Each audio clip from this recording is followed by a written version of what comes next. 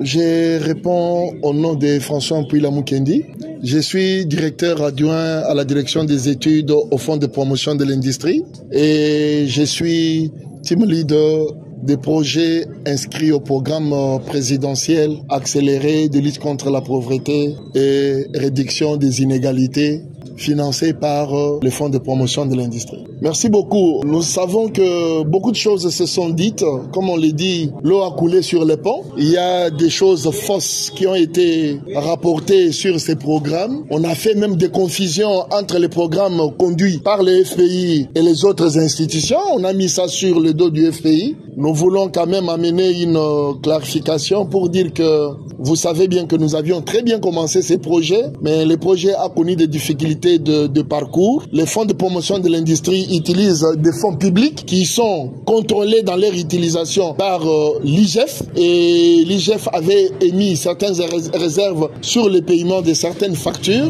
et les orientations que l'IGF avait faites au FPI avant de libérer certaines factures ont été prises en compte et nous avions travaillé de concert avec l'IGF afin de résoudre les problèmes de la TVA qui n'était pas inscrite dans les contrats que les ALE, gouvernorats des provinces et diocèses avaient signés avec les entreprises, parce qu'on partait du concept que c'était les travaux faits par l'État pour l'État. Ils nous ont demandé, non, au regard du montant, au regard du seuil de ces marchés, il fallait insérer la TVA, ce qui a été fait. Le FPI a pris en charge la TVA et le document a été déposé à la banque à cet effet. C'est comme ça que la direction générale du Fonds de promotion de l'industrie, conduite par M. Bertin Moudimou Tshisekedi, nous a envoyé pour voir avec les entreprises, les ALE et les banques de ces entreprises, comment définir les conditions pour la reprise des travaux et clôturer les chantiers. Nous voulons dire à tous ceux qui pensent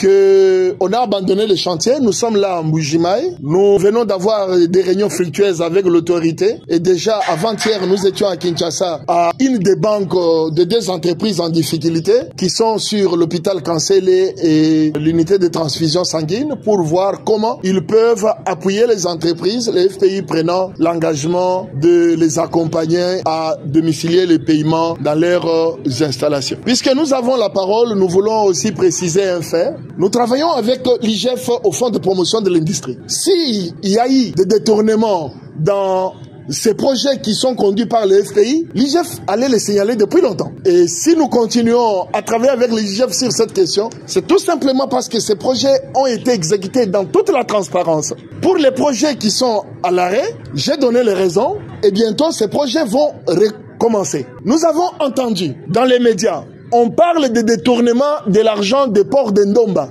L'argent sur les ports d'Ndomba n'a jamais été décaissé. Nous demandons que l'IGF, la Cour des comptes, puisse investiguer sur les FPI. L'argent n'a jamais été libéré parce que le contrat de port d'Ndomba et l'usine de traitement d'eau, c'était des contrats liés.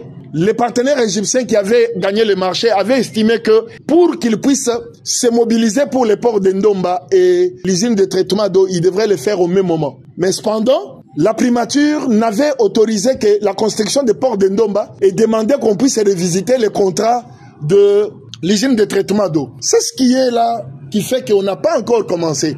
Vous avez vu les travaux qu'on a fait avec Malila Nzeze.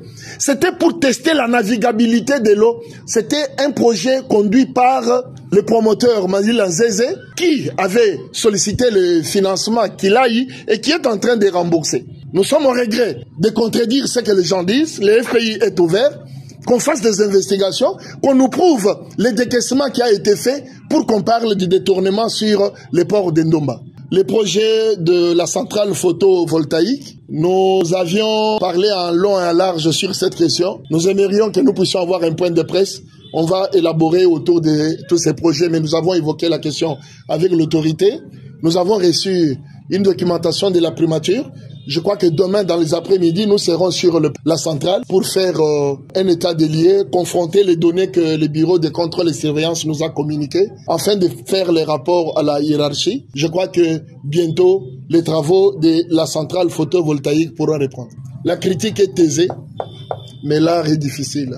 Nous sommes dans le domaine de passation de marché. Vous voyez comment les autorités sont amenées en justice par non-respect de la procédure. Nous sommes dans le domaine de passation de marché. Nous nous battons pour que les procédures de passation de marché de notre pays soient respectées. Nous n'allons pas vous faire plaisir et nous voir sur le chemin de la prison parce que vous êtes en train de parler des choses que vous ne maîtrisez pas. J'aimerais vous informer que les entreprises étaient sur une mauvaise lancée. Les entreprises ont réussi l'avance de démarrage. Je crois que l'Imobac a eu 9%, Gary de 8%, alors qu'ils avaient la possibilité de lever jusqu'à 30%. Leurs banques ont estimé qu'au regard de leur flux d'activité financière entre eux et la banque, ils ne pouvaient pas leur donner 30%. Nous avions donné le montant que la banque a garanti pour que les travaux s'effacent. Et c'est ce qui a été fait. Mais nous les voyons aujourd'hui. Ils parlent d'un concept nouveau qui n'est pas dans le domaine de passation de marché. Ils parlent de solde sur l'avance de démarrage, là où ils ont déjà facturé et le projet est en exécution. Savez-vous pourquoi on donne l'avance de démarrage? On donne l'avance pour le démarrage pour vous permettre de vous faire le déploiement des équipements, le déploiement de vos experts, afin de vous faciliter le lancement des travaux. La loi sur les passations de marché de 2010 parle à l'article 70, 71, 72 des conditions pour donner l'avance de démarrage. Et le décret sur les manuels de procédure pour la mise en œuvre, dans son article 163, parle des conditions de remboursement. Au contraire, nous fustigeons le comportement des entreprises. Quand on sélectionne une entreprise, elle se déclare compétente financièrement, administrativement, techniquement et opérationnellement. L'instruction avait été donnée au FPI pour qu'on recrute les entreprises de la province afin d'injecter l'argent sur le marché. Mais nous regrettons qu'ils n'ont pas été à la hauteur. Nous n'avons pas travaillé qu'avec ces deux entreprises. Nous avons travaillé avec 5 entreprises. Et 3 entreprises ont travaillé correctement sur leur chantier, il n'y a pas de problème. Sadi a livré l'hôpital de la Mouille qui a été même inauguré par le chef de l'État. Nous voulons vous dire, ce sont de dire des choses que nous ne maîtrisons pas sur les médias.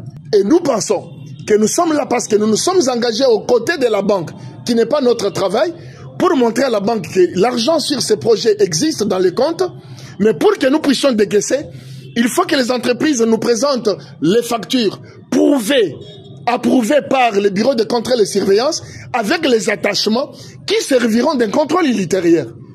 Nous voulons vous dire que nous avions travaillé avec l'autorité, il a donné des orientations et nous allons faire le B2B avec à partir de demain parce que la banque a demandé certaines données que je ne sais pas donner ici.